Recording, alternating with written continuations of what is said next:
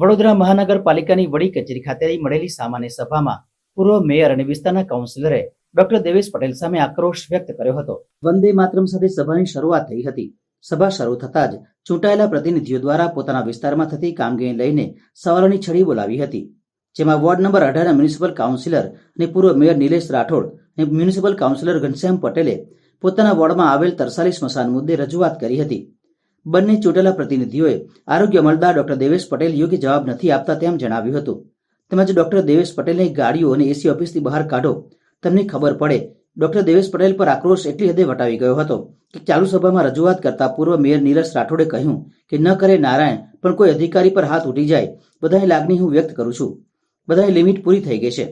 જ્યારે ward number 18ના municipal councillor Ghanshyam પટેલે જણાવ્યું હતું કે લિમિટ થઈ ગઈ છે, હવે જે ભાષામાં જવાબ સાંભળવા છે તે ભાષામાં જવાબ આપવા અમે તૈયાર છે.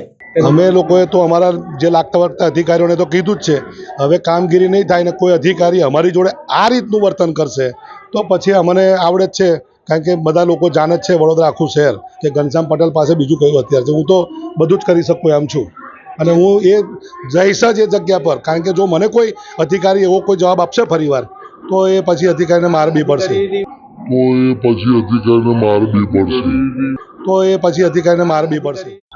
એ કોઈ કારણોસર બહાર બેઠા હશે, પણ આ તો જે કાઉન્સિલરોની રજૂઆત હતી,